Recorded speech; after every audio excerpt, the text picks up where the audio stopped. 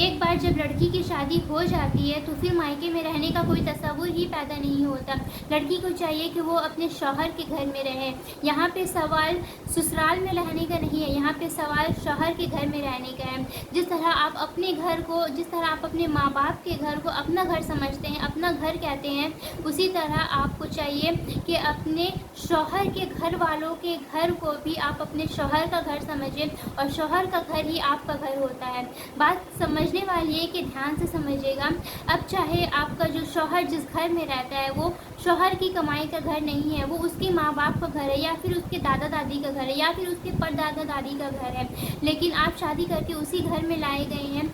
تو پھر وہ گھر آپ کا ہی ہوا, یعنی وہ گھر آپ کے شوہر کا ہوا. اب چاہے وہ شوہر اس گھر میں رہے یا نہ رہے, وہ گھر آپ کے شوہر کا ہے اور آپ کو اسی گھر میں زندگی گزارنا ہے.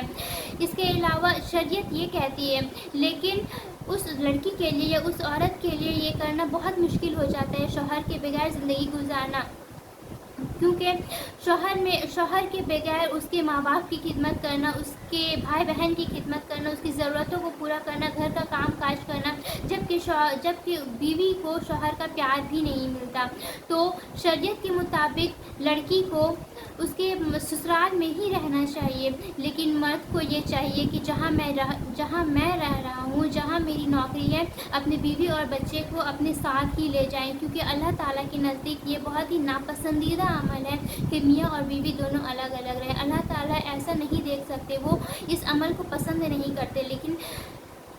مائکے میں رہنے کا, والدین کے گھر میں رہنے کا کوئی تصور پیدا نہیں ہوتا. اگر کچھ پرابلم ہے کہ لڑکا اگر آپ کو اپنے ساتھ نہیں رکھ سکتا, شوہر اگر اپنی بیوی اور اپنے بچے کو اپنے ساتھ نہیں رکھ سکتا, تو اس کو یہی چاہیے کہ وہ اپنے ماں باپ کے گھر میں اس کو رکھے, بیوی کو سسرال میں رہے. نہ کہ بیوی ایسا نہیں کہ میرا شوہر نہیں ہے تو ہم کو کیا ضرورت اپنے سسرال والوں کی خدمت کرنے کا, مجھے کیا ضرورت صبح سے لے کے رات تک اتنا سارا کام کرنے کا, میں اپنے مائکے میں رہوں گی اور آرام کروں گی. تو ایسا نہیں ہے, یہ غلط ہے.